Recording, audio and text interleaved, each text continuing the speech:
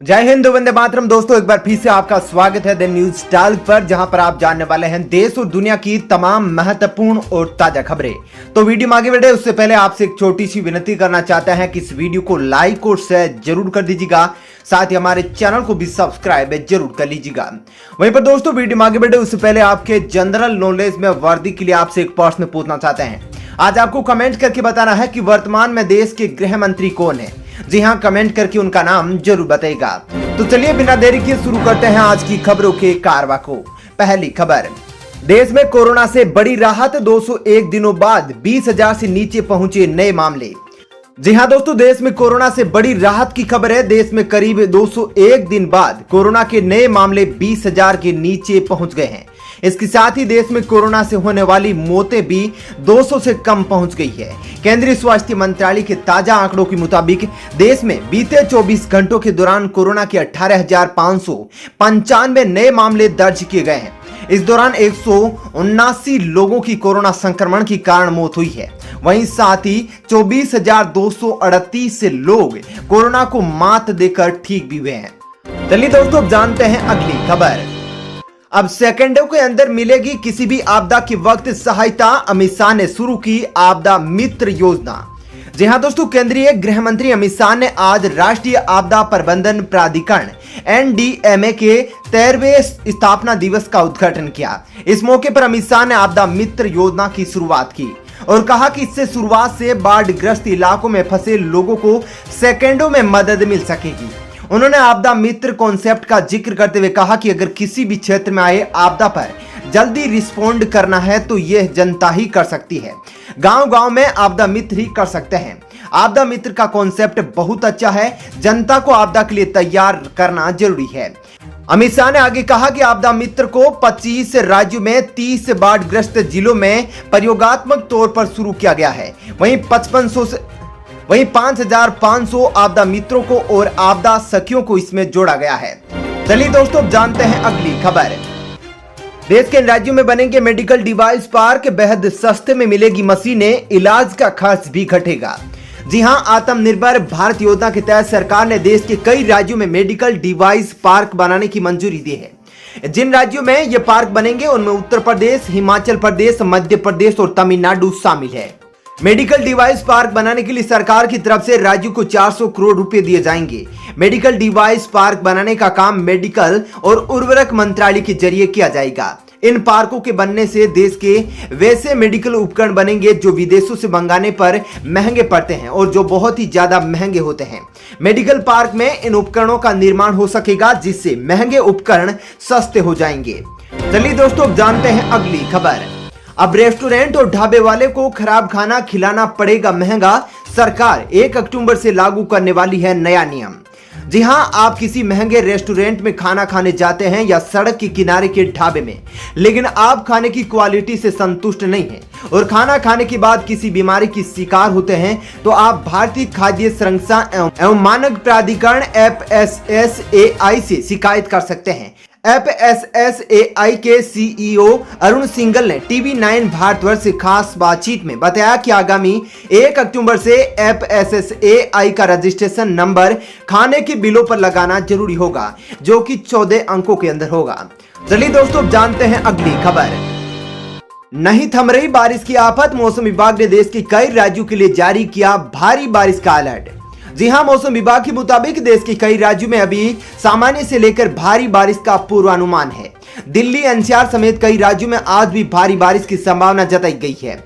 दिल्ली और आसपास के क्षेत्रों में आज सुबह आसमान में बादल छाए हुए हैं। दोपहर बाद गरज के साथ बारिश हुई है। वहीं मौसम विभाग ने हिमाचल प्रदेश, उत्तराखंड, पंजाब, हरियाणा, उत्तर प्रदेश, बिहार, झारखंड, ओडिशा, छत्तीसगढ़, मध्य प्रदेश, पश्चिमी राजस्थान, महाराष्ट्र, गुजरात, विदर्भ, तमिलनाडु, पुडुचेरी और केरल में भी मध्यम बारिश होने की आशंका जताई है। मौसम विभाग की माने तो इन राज्यों में हल्की से थोड़ी ज्यादा बारिश हो सकती है। IMD ने इन राज्यों के लिए येलो अलर्ट जारी किया है। चलिए दोस्तों, जानते हैं अगली खबर। पीएम मोदी ने देश को समर्पित की 35 फसलों की विशिष्ट किस्में, दिया बड़ा बयान। जी हां, प्रधानमंत्री नरेंद्र मोदी ने आज देश के कृषि जगत को बड़ा तोहफा दिया है। उन्होंने आज 35 फसलों की विशेष किस्में देश को समर्पित की है। इसके अलावा पीएम मोदी द्वारा National Institute of Biotic Stress Management Raipur के नए परिसर का भी लोकार्पण किया गया। पीएम मोदी ने इस कार्यक्रम में वीडियो कॉन्फ्रेंसिंग के जरिए हिस्सा लिया। चलिए दोस्तों, जानते हैं अगली खबर। पंजाब में कांग्रेस को एक बार फिर से बड़ा झटका, नवजोत सिंह सिद्धू ने छोड़ा पार्टी अध्यक्ष का पद। जी हां, पंजाब में कांग्रेस का सियासी घमासान थम नहीं रहा है। बड़ी खबर है कि सिद्धू ने पंजाब कांग्रेस अध्यक्ष पद से इस्तीफा दे दिया है। उन्होंने पार्टी आलाकमान को भेजे अपने इस्तीफे में लिखा है कि वे पंजाब के हितों से समझौता नहीं कर सकते। साथ ही लिखा, कांग्रेस के लिए काम करते रहेंगे। माना जा रहा है कि नवजोत सिंह सिद्धू पार्टी आलाकमान से खुश नहीं है।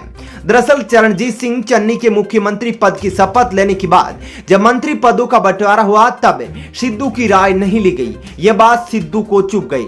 चलिए दोस्तों, अब जानते हैं अगली खबर। अब सरकारी कंपनियों की जमीन होगी मोनेटाइज, जल्द बनाया जा सकता है नया कॉरपोरेशन। जी हां, सरकार सार्वजनिक क्षेत्र के उपक्रमों की जमीन और नॉन कोर एसेट्स के मोनेटाइजेशन में तेजी लाने के लिए जल्द नेशनल लैंड मोनेटाइजेशन कॉरपोरेशन को स्थापित कर सकती है। इसे डिपार्टमेंट ऑफ पब्लिक एंटरप्राइजेज के तहत बनाया जाएगा।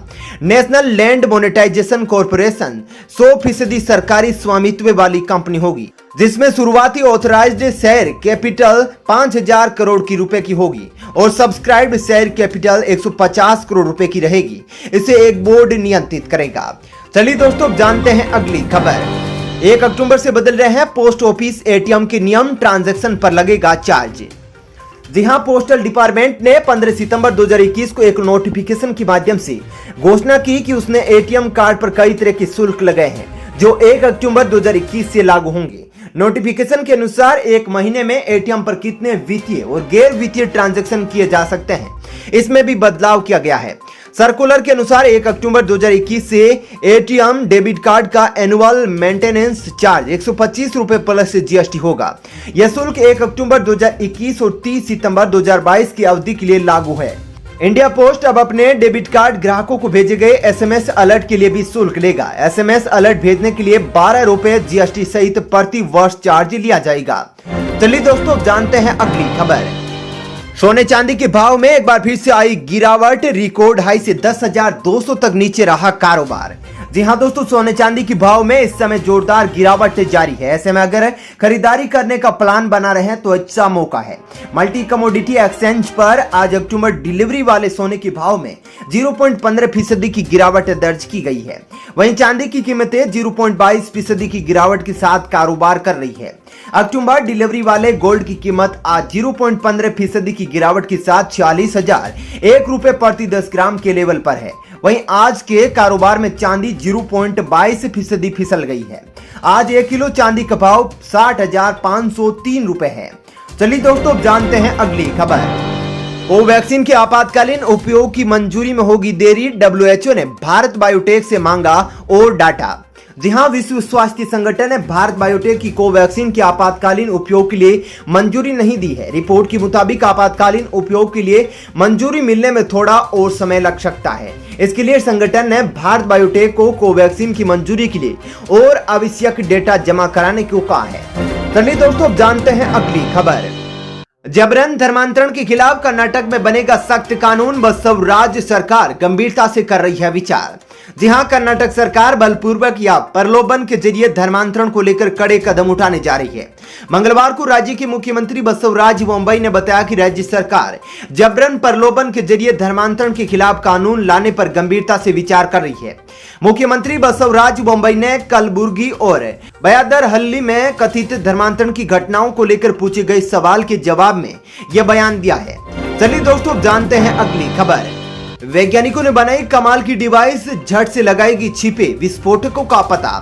जी हां, भारतीय वैज्ञानिकों ने पहली बार उच्च ऊर्जा विस्फोटकों में प्रयुक्त नाइट्रो एरोमेटिक रसायनों का तेजी से पता लगाने के लिए थर्मली स्टेबल और कम लागत वाला इलेक्ट्रॉनिक पॉलीमर आधारित सेंसर विकसित किया है। पॉलीमर गैस सेंसर से युक्त इस प्रकार निर्मित एक इलेक्ट्रॉनिक सेंसिंग उपकरण विस्फोटकों का तुरंत पता लगा सकती है। चलिए दोस्तों, जानते हैं अगली खबर। समुद्री सुरक्षा सहयोग बढ़ाने के लिए भारत और ओमान के बीच में हुआ समझौता। जी हां, भारत और ओमान ने सोमवार को समुद्री सुरक्षा सहयोग और जहाजों के बारे में सूचना की आदान प्रदान को लेकर समझौते पर हस्ताक्षर किए, जो दोनों देशों के बीच बढ़ते सहयोग को दर्शाता है। अधिकारियों ने बताया कि समझौते पर नौसेना प्रमुख एडमिरल करमबीर सिंह और ओमान के उनके समकक्ष एडमिरल सैफ बिन नासिर बिन मोहसिन अल रहाबी ने मस्कट में हस्ताक्षर किए। एडमिरल सिंह सोमवार से 3 दिनों के ओमान दौरे पर है। चलिए दोस्तों, फिलहाल इस वीडियो में इतना ही। ऐसी ही खबरें देखते रहने के लिए आप हमारे चैनल को सब्सक्राइब कर ले, साथ ही इस वीडियो को लाइक और शेयर जरूर करें। धन्यवाद। जय हिंद।